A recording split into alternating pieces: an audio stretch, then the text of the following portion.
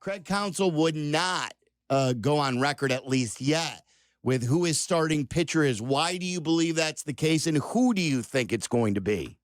Well, I do think they're still discussing it, and I don't think it's as important as we might make it, because whoever it is probably not going to go long. This is going to be a situation where both managers are going to be proactive, not reactive. In other words, he will pull the starter or the second guy or the third guy before there's a moment that could get them in trouble, not wait until there's trouble. So I know we're all conditioned to think of the starter as a big deal, which it is, because you want to get off to a good start.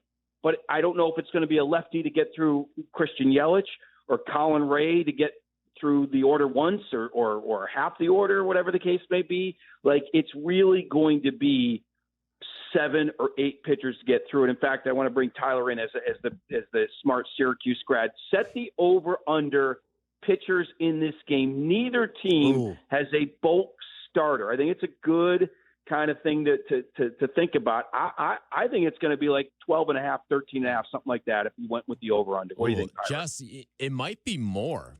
So to peel the curtain back, when I go to the game, the Cubs game, I keep score. And I fill in all the pitchers, and they give you 6 slots for pitchers, and I filled up pretty much every single slot, and that's 12 right there. So I think it might be like 14.5. Yeah, I think the Cubs you would make it at 6.5, and maybe the Brewers at 5.5, because maybe Mizorowski goes for 3 or something. But that's the thing, Silvy. It's going to be something like that. So yes, the starter's important, but not like normal. And I think the key thing is he didn't announce Shota Imanaga, and it's pretty clear they're not going to start him. They're probably not going to pitch him at all. He's not in a good place, as a pitcher, and I don't know if his head's in the right place either, but I don't know that for sure. I'm just saying he's kind of messed up right now as a pitcher. He's lost his arm slot. He's lost a lot of, his expertise as a pitcher there, and there's no time for him to figure it out. So I think it's pretty clear it's not Shota. And whoever it is not going to go long. And then here we go with the merry-go-round of relievers. Yeah, Jesse, expand on that a little bit, too, about Shota, like what he's messed up with and where you think this went wrong. Because I called you, we had a conversation off the air about stuff that you just said, where I was hearing some stuff today from people very familiar with what goes on there. And they were telling me the same thing, that Shota should not see the mound. And you said you were hearing the exact same thing. Yeah, he's mechanically not in a good place, and it's just not fixable in the middle of a playoff. He's not getting a rise in the fastball. Maybe he's a little gassed as well, though he missed time with an injury. I don't think it's that. I just think he's off. His strength in some ways was being a smaller guy and using sort of the rising fastball to fool guys. It's just his slot is not right, and so I would be surprised if they use him. Other than either obviously extra innings, I guess if they run out of lefties and here comes Yelich in the ninth, maybe something like that. But I don't think the plan has much of Shota Imanaga involved in it. But look, all hands are on deck. You never say never in a situation like this. Is it truly all hands on deck? Like, is Tyon available? Is everyone ready to go, I guess, for tomorrow? I think so, other than Matthew Boyd, and that's just out of Craig Counsell's mouth a few minutes ago. I asked Tyon last night. It's 2 days rest. I think he can give you an inning or two. Remember, it's just 3 or 6 outs for a lot of these guys at most. So, yeah, I think so. I think they'd call on Tyon in a moment. You have to make sure he warms up properly, right? He hasn't done this in the bullpen, but we see it all the time. I mean, Pat Murphy's going to be doing similar things, maybe with a reliever or two less. I could see that, but they're going to be matching up as well. It will be interesting if he does like a Pomerantz in the first inning. I don't think he'll do that, because I do think, you only have a couple lefties there with Thielbar and Pomerantz, and you might want to save them for a Terang or Yelich late in the game. So I'm not sure you want to use it early. I think our best bet is Ray early, but a very short outing. What it was, Jesse, in regard to the bullpen, who do you believe is the most important guy? Is it Keller that he's closing? It's Palencia and the high leverage stuff. Is it Kittredge to give them something that he's given them here and there? Who do you think is the most important bullpen guy they bring in? It's a really good question, and it's kind of like, razor thin answer here. You know what I mean? Like if I say Brad Keller, well, what about the fifth inning when Palencia comes in and the bases are loaded? So, I mean, the end of game, the final three outs are really the most difficult. And Keller's never done it, and they keep asking him to do it in these elimination games and stuff. So I still will default to the ninth inning and maybe even the eighth inning for Brad Keller, especially with a day off. But we've seen Palencia come in facing Jackson Churio, two guys on, a guy that already took him deep in Milwaukee, and he got him out. So the fifth inning and the eighth or ninth inning tend to be very important because that's usually when your starter might be tiring or your second reliever might be, that's the moment where the game can turn in the middle innings. So, it's Palencia or Keller because I think they're going to most likely eat up the most important outs of the game. Is there any concern about Keller? I was reading something on Bleacher Nation that his velocity was down just a tick, and like he's pitched all these innings now. A little wild in that game 3 against San Diego. He's pitched a lot here back to back. He'll get the 1 day off. Is there any concern about Keller? Well, the short answer is yes, but I would put that in, say that about a bunch of guys, right? Kittredge included, who's been used up. But in particular to Keller, you're right. This is all new territory for him. It'd be great if they only used him for 3 outs, but you get the feeling they're going to try to squeeze more if they need to. But yes, I do think you're seeing him spike some balls, some wildness that we didn't see. He was so spot on with his fastball and his off speed all season long.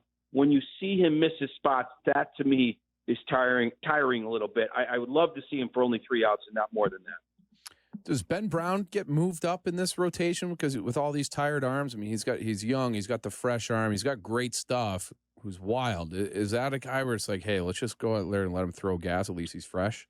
Yeah, I think so. I think that's a good point because remember, there are a lot of people that thought Ben Brown would make a good short stint reliever kind of guy because he just has the fastball and curveball, and both are elite. It's when you're trying to get 6 out of him that he turns into a head case, right? Mm-hmm. And we know he's got good numbers against the Brewers. Can he handle a moment where the Brewer fans are going crazy like Cub fans were last night? We'll find out. I do think there's a plan for Ben Brown because of the elite stuff, but it could be 3 batters, mm-hmm. and that's fine. Instead of thinking 3 innings, which he was a starter, you think a much shorter outing for him. And just like the same can be said about some of the other guys as well, including Tyon. So, yes, I think that Ben Brown has a place in the game tomorrow, potentially. We talked about this, and I got a response on Twitter regarding what maybe Pat Murphy was alluding to. I want to play Pat Murphy talking about the crowd here, Jesse, and then I got a follow-up question. But he talked about how good the Wrigley crowd was and how it affected his team. It affected the game. This crowd affected the game the last 2 games. Affected the way we played for sure. We've got a really young team. I think everybody knows that. Maybe by far the youngest team in the postseason. Like, I was surprised that he admitted that. Like, a lot of people would usually be in denial. No, look, it's just noise to us. We zone that out no matter what. But he admitted it. Someone on Twitter responded saying, after I said that the first time, that maybe he's sending a message to his Brewer fans right. in Milwaukee to say, hey, their crowd affected us. It's time for you guys to affect the Cubs. What do you believe why was he so open about that affecting them? Yeah, it's 2 years of getting to know Pat Murphy, and I still haven't figured him out as a manager. He's been really honest, or he's been sending messages. I mentioned this a couple times before the game yesterday. He talked about using Peralta yesterday, so they have him twice next round. Before he's won anything, you don't hear managers talk about the next round and saving pitchers and stuff. I think it's probably a combination. I think he was being honest. I think he was being brutally honest and not wrong either. I think he was right on the money. It did impact Freddie Peralta and the team, but also sending that message to his own fans. I think it's both. I really do. And look, it was a good crowd in Milwaukee the first 2 games, but nothing like 3 and 4, and especially 4. I know you've been talking about it all day. That was something else last night at Wrigley Field. I was getting jealous for the last couple of years watching the Phillies crowd, and Schwarber had said that, hey, this is the best crowd I've ever played in front of. And I'm like, man, he played in front of That the hurt. 15 and 16. Yeah. And I'm like, I wonder if Wrigley can ever jack it up like that. And I texted you last night, Jesse, because you've been a big fan of what they do in Philly for baseball games. And you told me you thought it was very, very close based off of the way the crowd came these last couple of nights. I think so. I mean, the first inning, with Freddie, that was incredible. But I think in the bottom of the first, didn't they go 3-0 on Tucker? And people were up on their feet on a 3-0 count going crazy. It was like, I can't remember which batter it was, but like it was from the get-go. And we haven't heard too much chanting of an opposing pitcher, right? We haven't heard that. And what I do like about Wrigley, and I think Philadelphia does the same thing, because I was talking to a Cub official mid-season about this. It was like they had 40,000 on like a Wednesday, and they don't do like the fanometer. They don't do guys shooting T-shirts from the dugout. They don't do a lot of that stuff, and I love it. It's just organic. It's the Cubs. It's Wrigley Field. Let it fly. Let the fans do it organically. They're not pumping tons of music. I mean, obviously between innings and stuff, but it's not like we see in other stadiums. You guys know what I'm talking about, where they're just trying to get the fans involved. Wrigley fans are involved. Some days it wanes, some days it's better than others. We know that. But in a playoff situation like last night, man, I don't know. I think it was probably the late start that got everybody amped up. Maybe them winning Game 3 and getting back in the series. I can't put my finger why Game 4 even more than Game 3, but it was certainly fun to be around. Yeah, circling back to Shota real quick, you got me nervous. Is he so messed up right now that he's a candidate to not make the NLCS? I don't want to look ahead, but the way you're talking, it makes me think like maybe Cade Horton takes his spot. Boy, that's a good point. I hadn't really thought too much about it. They are so short on starters that it'd be hard. Yeah, they'd be hard pressed not to keep him. But look, it is going to be tough to fix him. And look, if you thought the Brewers are hitting home runs off him, but we'll wait till the Dodgers get a hold of him. It's a very good point. A healthy Shota not on the roster. It's something 3 months ago, 6 months, and certainly last year when he was dominating the league, you would never think of. But he's a different pitcher right now. Yeah.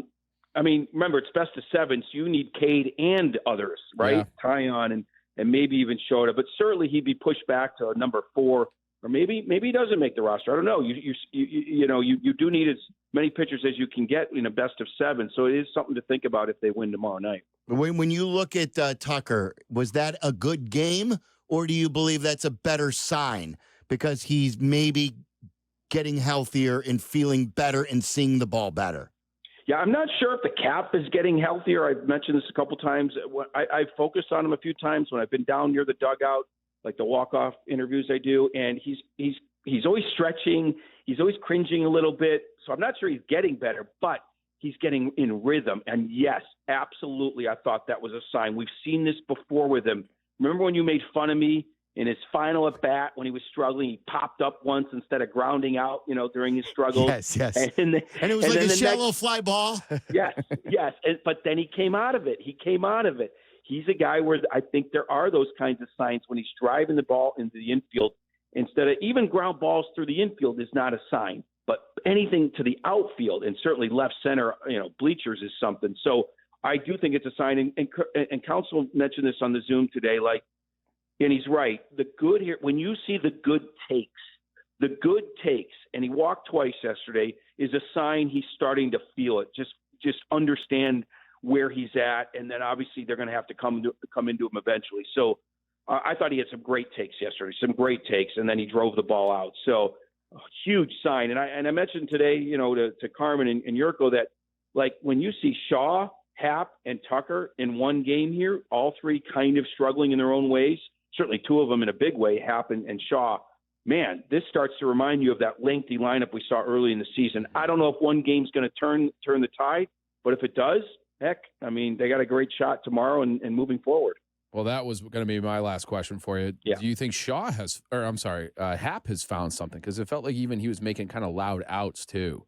Where it just, he certainly was. Right. So has he course corrected, and can he ride the momentum of that, or is that kind of a blip yesterday? No, I think it was a sign as well. Okay. Every at bat was a good at bat. Mm-hmm. But look, in the playoffs, it can change on dime. But if you're looking for signs, both Happ and Tucker, even more than Shaw, though he had 2 hits, I thought there were good signs. The at-bats were better. Counsell, I asked Counsell about Happ. I think I said it to you yesterday, Silvy, and he was just talking about they were getting him out at the top of the zone. So what do you have to do? You got to lay off those and make sure he comes down. And Freddie Peralta put it on a tee for him in the middle of the zone. But lay off the high stuff. PCA's in the same category. And sometimes it just takes an at-bat to feel that high pitch and lay off it, and then you're set. And so maybe he is. But we'll see tomorrow night. I mean, it's going to be wild. I mean, Brewers, Cubs, Pat Murphy versus Craig Counsell. One team was up 2-0. The other team storms back. This is what we live for, guys. I mean, it is going to be great. I'm overanalyzing here. I'll admit it. But when I was watching the game last night, I thought PCA was trying to not strike out, if you understand that. And instead of trying to succeed, he was trying to not strike out. He had the bunt with 2 strikes again. He had the sacrifice bunt. I don't know if it was called from the bench or if it was his decision. And then when he hit the fly ball, it was like he was just trying to get the bat on the ball. Were you seeing the same thing that I was seeing? I don't look at it that closely. I mean, I'm watching it live, and sometimes I'll look at the TV for the replay. So it's harder to see live from the press box. I believe you. I think he has been trying to make more contact. He said this after one of those high strikeout games the Cubs had. If we just put the ball in play, things will be better. So it was on his mind. It was on his mind. So I don't doubt that between the bunts and just the swings, they're a little bit more controlled. I agree with you from the press box. I even saw that. So that's actually a good sign that, obviously you're not, you got to be aggressive still, but the fact that he doesn't want to strike out and he's trying to control his swing a little bit is a good thing. All right. What is your prediction for tomorrow, Jesse? I think this offense woke up. I really do. And I think facing Mizorowski in the first game up there and earlier in the season can be the difference. I think the Cubs are going to do it. I think and it's going to be because of their offense. Obviously, I'm open to being wrong, but to see 1 through 9 finally come through, you see the strikeout totals coming down the last 2 games. I think they're going to get to one of these guys. It could be Miz, could be somebody else, but don't discount the Brewers. I mean, there's been a great team all year. I say that, 51% I say Cubs, 49% Brewers, but I do think they found something offensively, and maybe that'll carry over. It's going to be a classic. Jesse, great stuff. We'll see you in Milwaukee.